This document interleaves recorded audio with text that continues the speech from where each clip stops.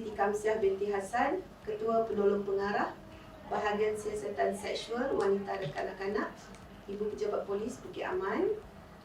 Bahagian Siasatan Seksual Wanita dan Kanak-kanak juga lebih dikenali sebagai bahagian G11. Berhubung dengan pertanyaan apa akan berlaku sekiranya mangsa jenayah seksual, mangsa rogol ataupun mangsa penderaan kanak-kanak hadir ke balai polis untuk membuat laporan.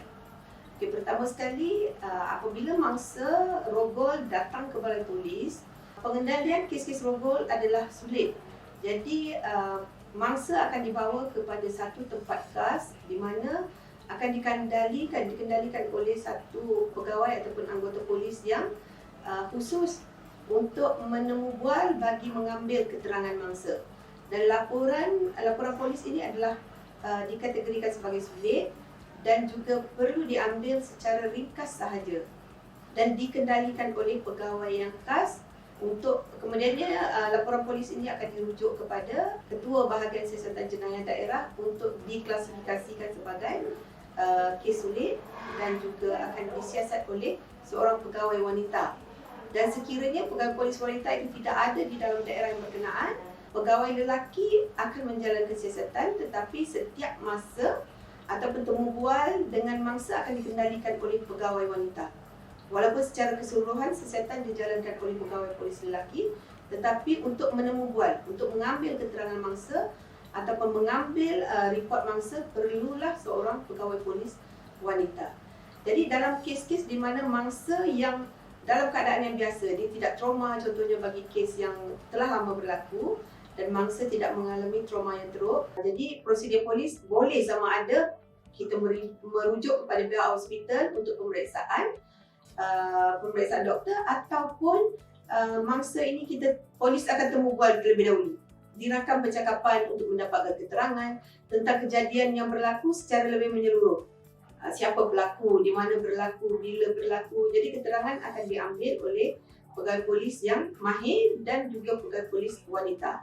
Sekiranya tidak ada dalam satu-satu daerah tersebut, pegawai polis wanita perlu ditemani oleh anggota polis wanita. Jadi seterusnya, selepas rakaman dibuat, keterangan diambil, mangsa akan dihantar ke hospital untuk tujuan pemeriksaan. Hospital mestilah hospital kerajaan. Dan seterusnya proses lain akan dibuat, iaitu mengesan saksi-saksi, merakam keterangan saksi, pergi menyiasat ke tempat kejadian untuk mendapatkan keterangan.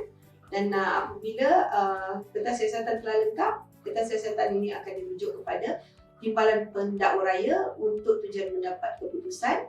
Dan sekiranya keputusannya adalah keterangan mencukupi dan mangsa ini, suspek ini wajar dituduh dan ada keterangan yang mencukupi, suspek akan dituduh di mahkamah dan mangsa akan dimaklumkan tentang tarikh bila pertuduhan akan dibuat.